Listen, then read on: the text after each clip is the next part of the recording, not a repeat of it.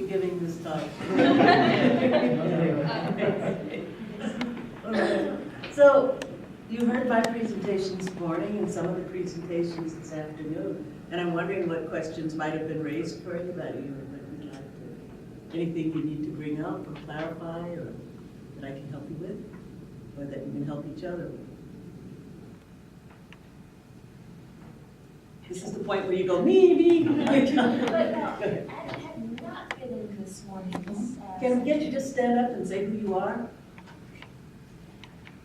I'm Janae. Hi.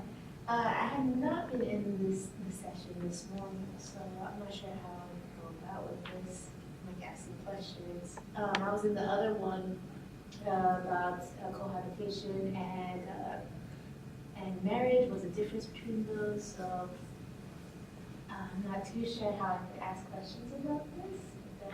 Maybe you could give a small brief, if that's okay. Okay, all right. Thank you, Jenny.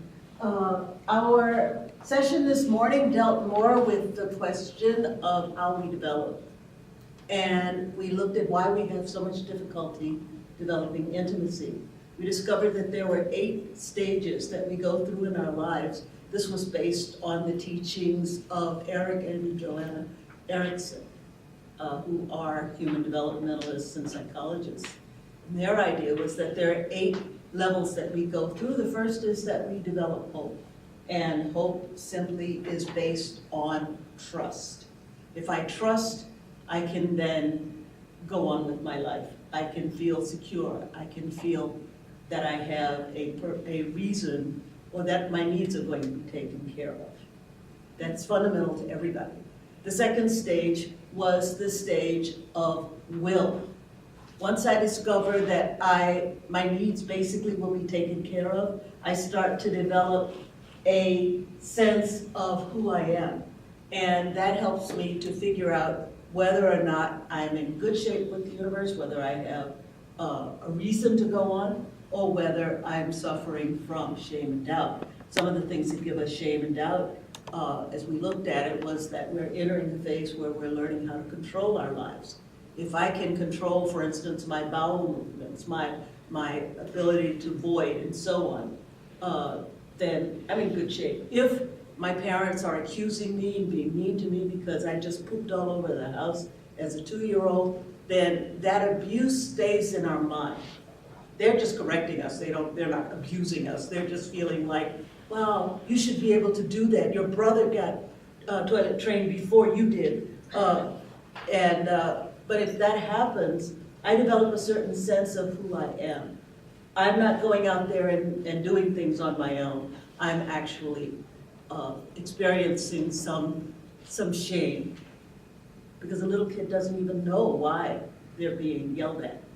They're just being yelled, and they haven't got that much of a sense. The third phase we discovered was purpose, where I actually find a reason for what I do. I can do things because I know there is support in my family to get me to kind of go forward. If I make a mistake, somebody will come along and help me with it. That's a mom or a dad. Usually it's a dad, interestingly enough, that will encourage and coax and so on. Moms like to cuddle and coddle and do a lot of things. Dad is the one that says, get out there, kid, and do this. You can do it. I know you can. Hi, come on in. The room is filling up. This is good. We're just doing a review for our dear lady here who wasn't here. Next, we look at a phase in which we develop competence. So if someone looks at you and says you're good enough, and you feel I'm good enough, then you can live a life in which you have the confidence to be industrious. But this is the place where inferiority complexes can come up too. I gave the example, by the way, I don't know if you all saw those pictures. That's all my family. I couldn't find anybody else. So I just went in, got my grandkids, everybody, and we did pictures. The little girl who's missing the teeth, her teacher told her, don't smile, you look ugly when you smile. So you have to smile like this. And on her 6th birthday, she came to me to get her picture taken. And I said, smile, and she went, and I said, that's not a smile, what is that? And she explained, and I said, no, you smile, sweetheart, because you're beautiful. and this is what you do. So of course, she gave a big grin with that big, beautiful gap, and this is where we learn, I'm good enough.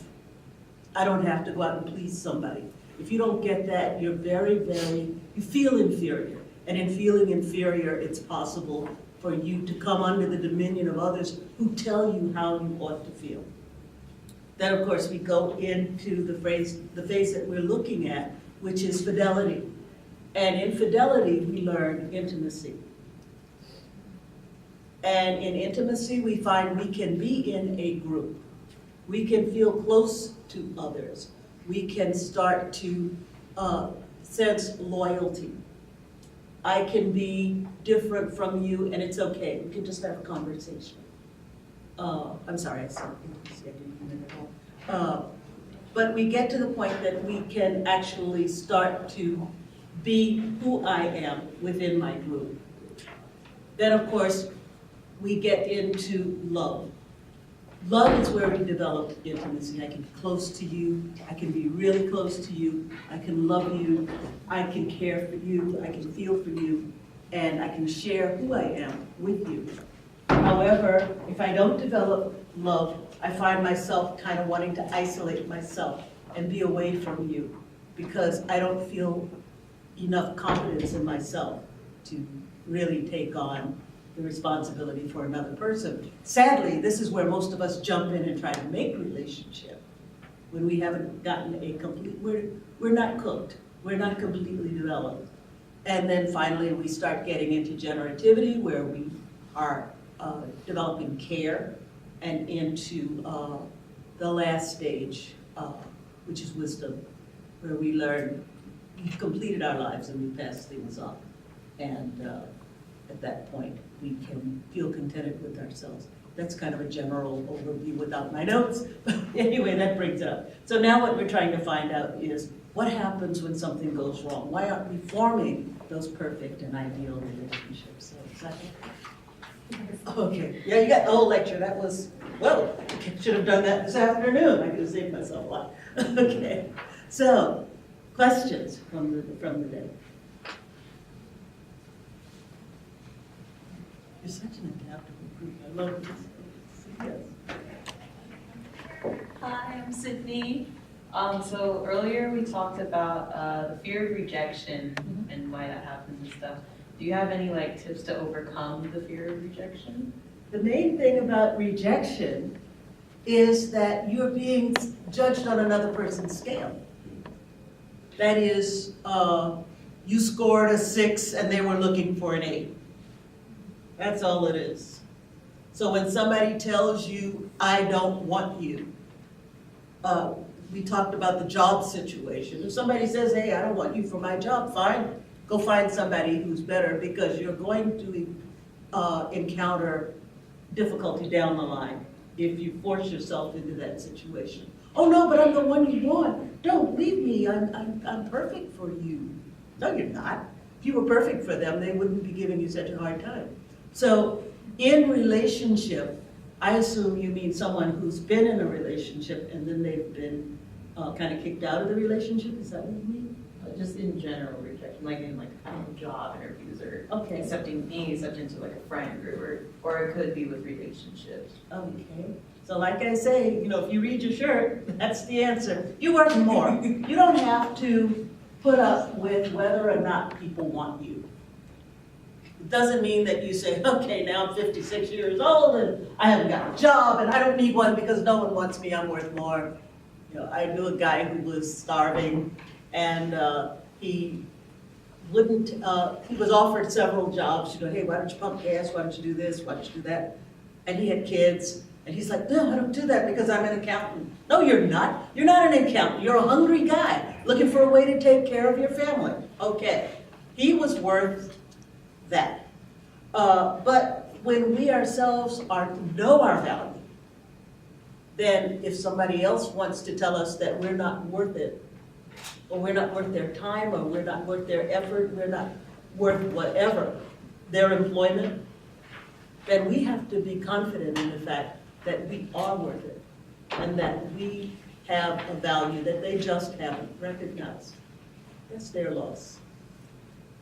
So sometimes we have to just take a deep breath and say, escape that bullet. Now I can go on and get my real list. Because we're worth being loved and accepted.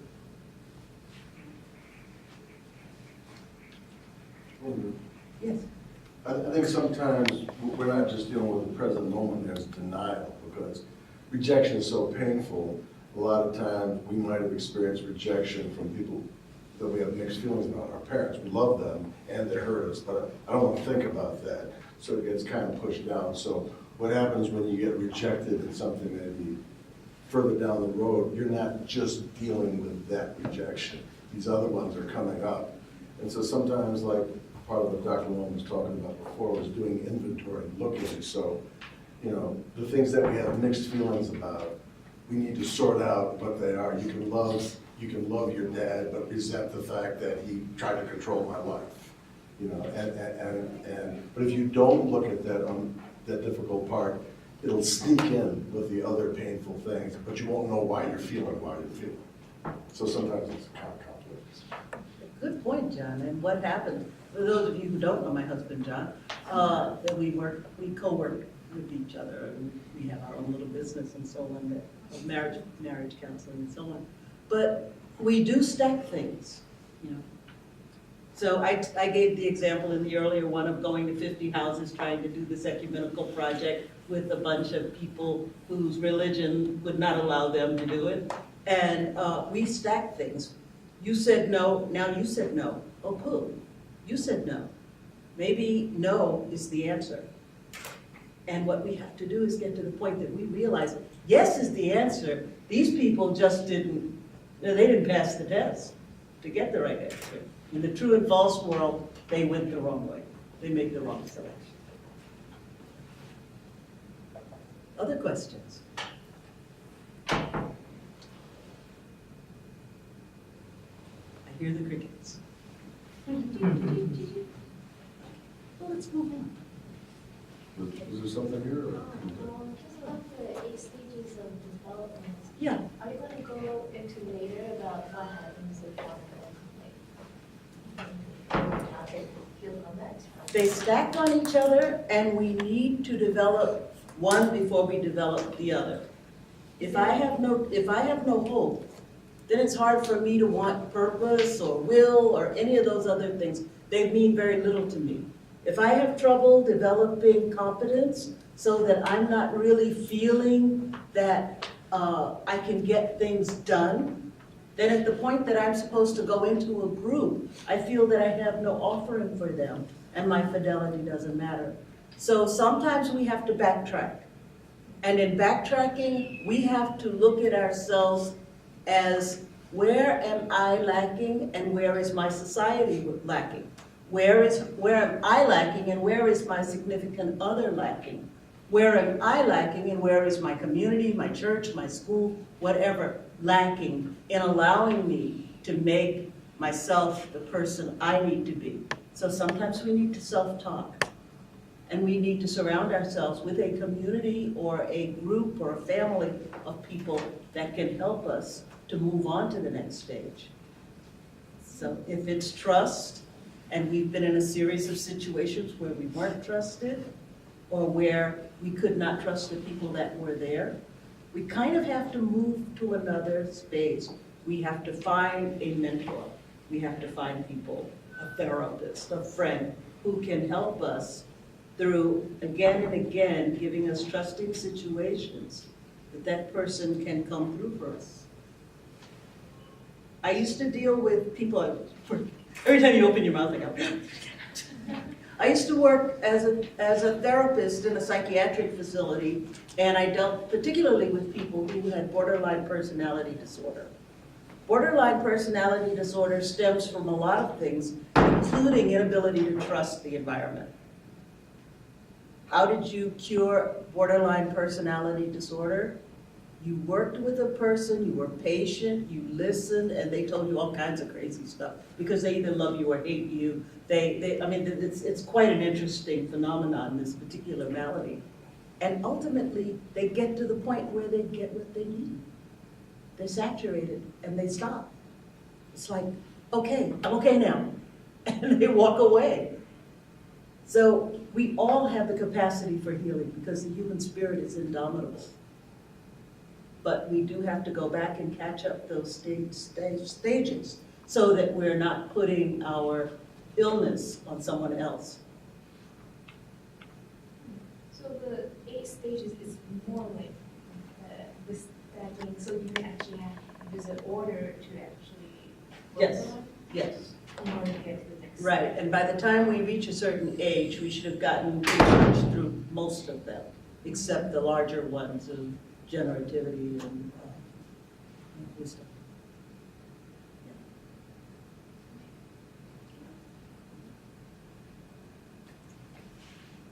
John, you want to say something? Well, just, shaming is a big issue. To be in an environment where you can speak your truth without being blamed or accused or made to feel inadequate, it's pretty rare. A lot of times people are, oh, please tell me your story, but they're getting some secret kind of sick thrill out of hearing how miserable you are, and you get done sharing, you feel kind of used. So being able to find a place where you can talk about your reality, also because of shaming, we're trying to reframe that, trying to sell other people. I'm not really desperate for attention, not really at all. We're trying to sell people to convince ourselves that we don't have the issue that we really have. So it takes something to be able to have the courage to look at yourself and realize you're missing a big chunk, but it doesn't make you a bad person. And I found, as someone who's lived much of my life missing huge chunks of my life, that once I was able to accept that I had these deficits, there were plenty of people who were willing to fill it in, my wife being the big hero of the story here.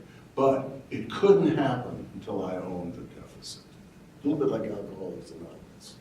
A lot like it. You got to own it before it can come in. Did you follow me?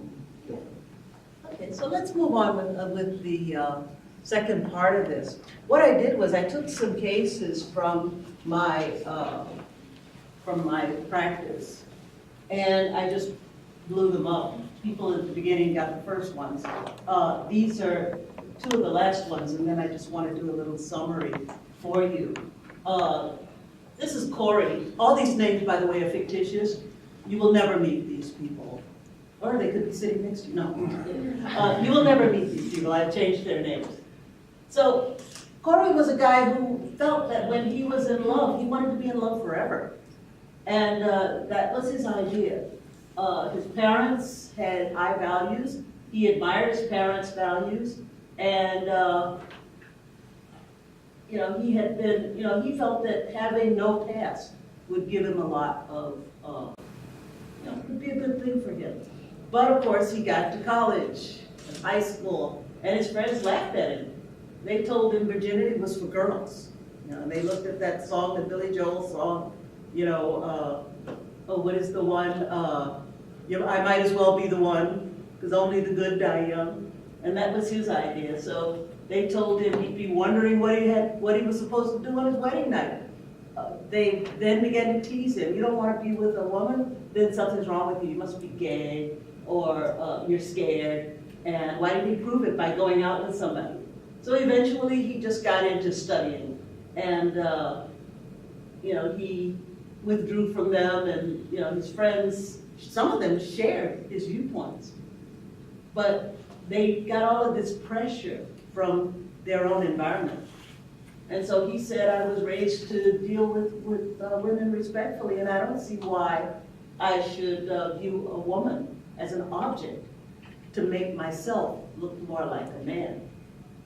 So he's still not quite ready to be married, but he still has friends that tease him about his inexperience. So I don't know, what do you think about Corey? This is open to everybody. It's me. Ah, okay. What do you think about Corey's stance?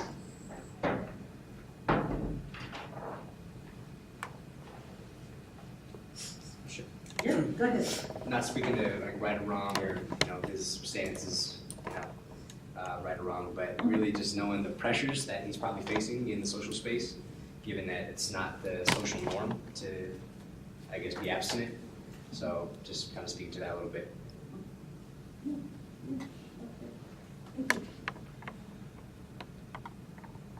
When I was a child, of course, we used to talk about the people that were sexually active, because like, oh, man, oh my gosh. You know, now it is the norm not to be sexually active, and people are dealing with that. What might be the results for Corey if he just decides, okay, this is what my friends think? What do you think would happen to him if he just acts on this advice? I feel like he would just lose a sense of himself because he's giving in to the temptations of what other people are wanting for him instead of following what he wants. And so in that, he'd be losing part of himself because he rushed on his own process. Any other opinion? I mean, going off on what she said, I think that it's something that he's going to regret, and he's probably just going to beat himself up for it for a long time, and that'll probably affect his, relationships in the future. Maybe I could avoid it, especially if the girl, his partner leaves. Yeah, so.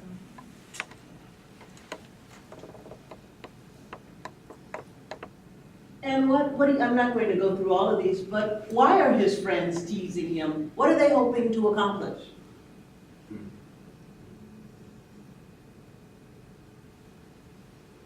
I guess one question is, why is it their business how Corey lives? You know, Makes them feel good about their insecurity.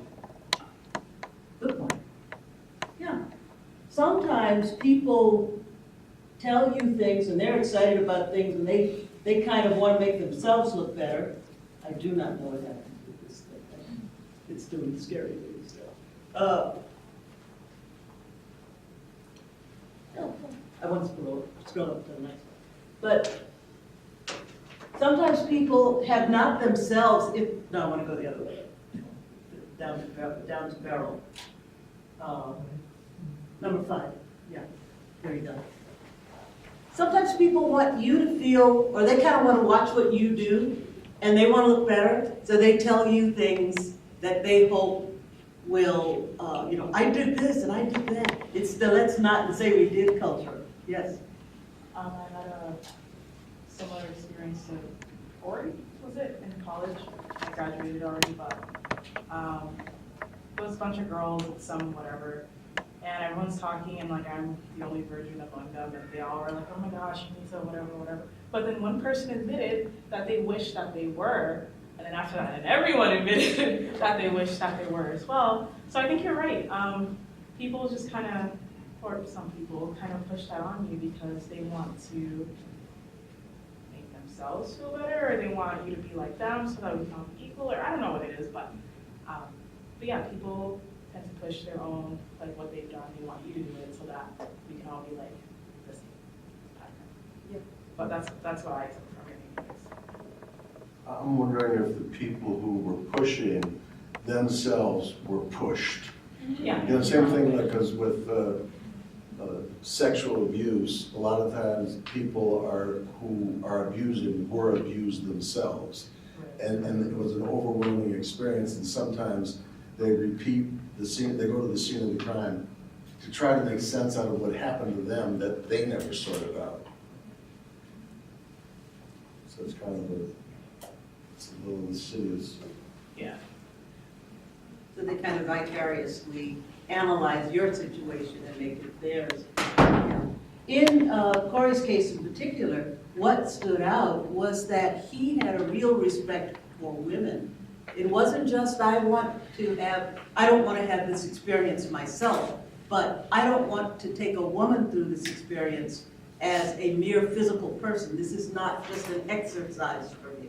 We're not in the athletic club. I really want to make her special. He was looking for that princess, for that queen, and holding out for that. This is the last one. This is Beryl. Beryl was an interesting person. Her father had died when she was quite young, and her mother had decided that she didn't want her children to act out, so she was going to scare them into not giving her the kinds of problems that other people did. So she therefore made up the most exciting stories, horror stories. She scared me. What would happen if they did this or that. Of course, the girl goes to high school. Mom told him that the man turns into a snake and this happens and painful, scary, horrible things, you know. And the girl went to school, talked to her friend. She had a friend who was sexually active. And this girl told her, your mother's nuts. She's telling me all this crazy stuff. And it really was out there stuff. It wasn't like, don't get pregnant, this kind of stuff. But she was scary, the mom, in herself. And so the girl's talking to her friend. Her friend has her, she's grooming her. And so the friend, she'd go by the friend's house every morning on the way to school. And she would change her clothes. So she'd go from being the little demure girl to the hair out and the dresses that were up to here and the whole thing. And then she'd go by the girl's house in the evening, wash off all the makeup, and then go home as the demure little girl. And she was starting to talk to boys in school, and it was kind of getting to be interesting. Her mother discovered this and whipped her home. Yeah. Her mother actually took off her belt and just whipped her all the way home through the streets. I mean, yes, in the 2000s. So Beryl wound up in therapy, obviously, and she says that this is really scary, that the man bites the inside, he bites your insides and it's scary. But my girlfriend says sex is fun and my mother is crazy. Who is right? And I am the therapist and I'm sitting there going, so obviously Beryl's mother wanted to frighten her and her two sisters with these scary stories. But what did her mother, what mistakes did her mother make in discussing sex? I'm gonna sit down and get tired. What mistakes did her mother make in discussing sexuality with her daughter? She didn't tell the truth, is what you're saying. I have a question. I wonder if it was the truth for her mother. Oh, I mean, good question. I wonder if her mother had a scary experience sexually, and this was why, not just as much as trying to get her daughters not to do bad things as she saw it, is she might have had such bad experiences that she put them on her daughters. And I can go into a lot of things what I think happened, but I'm going to leave it alone. So again, what do you think made Beryl decide to start dressing differently and doing this little sneaky thing? And I just want to know how you feel about those motives. Yes? I speak to that, is like a struggle with identity. So she was going back and forth between her home identity and her school identity, exploring both of those areas. And it was like going back to my statement before, that sense of ambivalence, like being conflicted with the other, I forget his name, but with Beryl's case, yeah, being conflicted between, what she's experiencing at school and what she's hearing at school, and still trying to define her own value and her own sense of identity with that. This is definitely, when we talk about identity and role confusion, this is role confusion. Who am I? I don't know. I'm one person at school. I'm one person when I'm at home. I'm playing a role, and I don't know which one is me. And that is where a lot of us get caught up. We are trying to be two different people.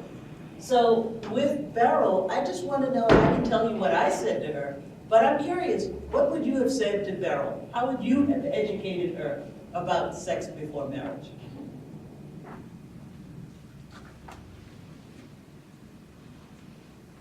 I say this and everybody goes,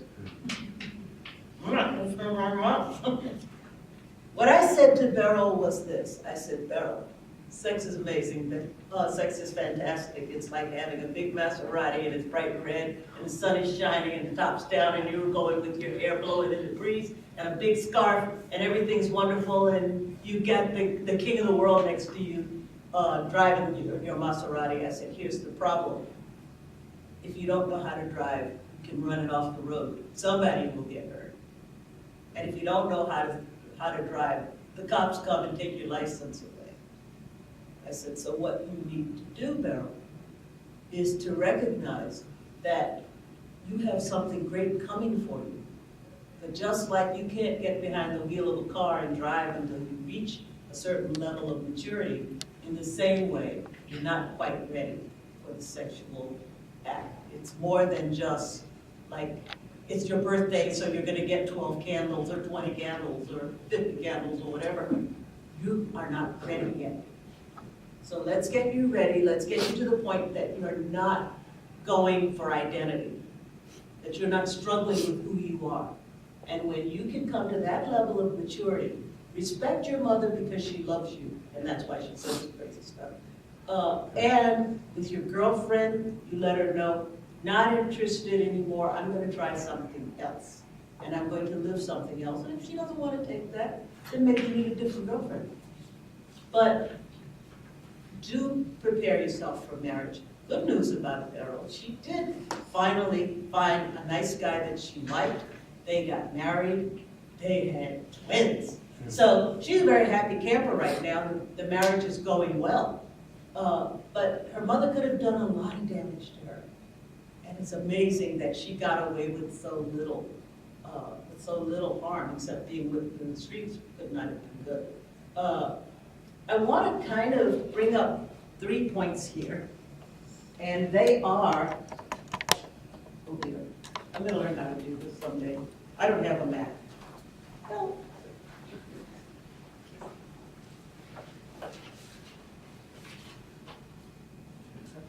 I think further consideration, let's go there. Okay. I don't know if you know who C. Everett Koop is. He was the former Surgeon General under President Ronald Reagan. And he gave a very interesting perspective on sexual relations. He said that we bring into our relationship every former sexual encounter that we have ever had. And it's for that reason people should think long and hard before having a voluntary sexual relationship with anybody. I would say that for Beryl, she brought into her relationships, or her prospective relationship, her mother. And other things she had had. So we have to recognize I'm not just me. I am the sum of me, my mom, my dad, what I heard from grandma, who told me that if you swallowed watermelon seeds, you would grow a baby out of your belly. You didn't come from where I came from. I got the same thing. Oh, did you have the watermelon baby? Okay, I had the watermelon baby. How about the gums you make spiders, right? Is that one too? You swallow Sure. and spiders grow? Yeah, oh my gosh, we should do something on myths about sexual, yeah, but yeah, that's what they told me. If I swallowed watermelon seeds, I could, the watermelon would come out, but since I'm human, it would be a baby.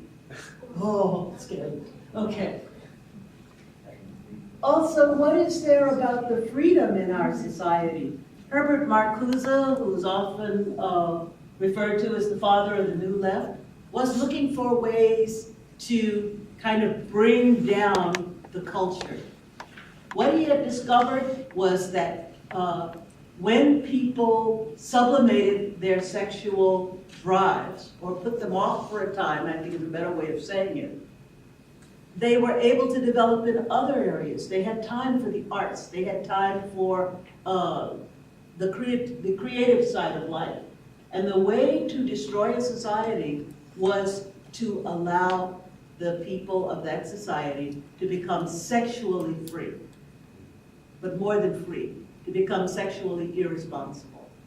And that would cause a breakdown.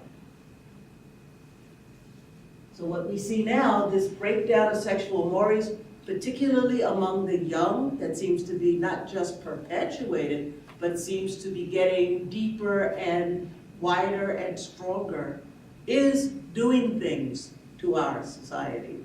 I won't get on my political soapbox because I'm not very good at it and I don't want to fall off it. But we are hurting as a nation and we're losing our respect abroad because of the many things that we are doing that are not just sexually scary, but that are amoral and immoral. So we will leave it at that. The last one is about Sybaris. Sybaris was a city in southern Italy during the first centuries before Christ, 8th through 2nd century. And the people were really good people. They worked hard, but they had their culture in a part of the world that was very prosperous. So, they were getting fish from the sea and, whatever, everything from the land. They were trading, they were making money, and pretty soon they became very, very wealthy for the most part. Because they had everything, they allowed their culture they just started enjoying. They allowed their culture to kind of go to seed. Nobody was talking philosophy. Nobody was really being a righteous statesman. People were doing things so that they could enjoy the body. They let their military go, and their military horses they used as show animals. And they taught them how to dance to music. Well, what happened was the Spartans, and you probably know about the Spartans, we talk about the Spartan life where everything is simple and you keep yourself toned and you live a life that's always kind of prepared for something else, prepared for something to happen, prepared for action. The Spartans made war on Sybaris, but they didn't have to do anything. They didn't have to do anything. I said the Spartans, I meant the Romans, I'm sorry. Made war on Sybaris. They didn't have to do anything. They didn't have to go to war with swords and stuff right away. They went out with their pipes and they played. And the horses that the soldiers were riding on began to dance. And they brought down that whole culture because the culture had become inured with just self-indulgence. So there is something to be said of our taking a look at our culture, not just at ourselves, but recognizing, I'm not saying at all that, hey, it's a bad thing to have fun and do good things, or do fun things. I am saying that we have to always keep an eye on the fact that we need to be a little hungry. It's okay to step back from certain things, including immediate gratification. So what happens? We love food, we gratify ourselves too much. You love sex, you gratify yourself too much. All kinds of things happen. So we have to get to the point that it is our representing ourselves as the temples that we are. You don't bring idols into your temple. You bring good things into your temple. And therefore, what we need to do is to try to build a society and a culture, even if it's a very small one, even if it's just the people in this room, or in this conference, or on this campus, or in this city. We have to make a place where we can prosper. And where when the scary things come, and we see our culture starting to go down the drain, our horses are not dancing. But we're able to keep our balance and do what we need to do in order to have a better culture. So, right on.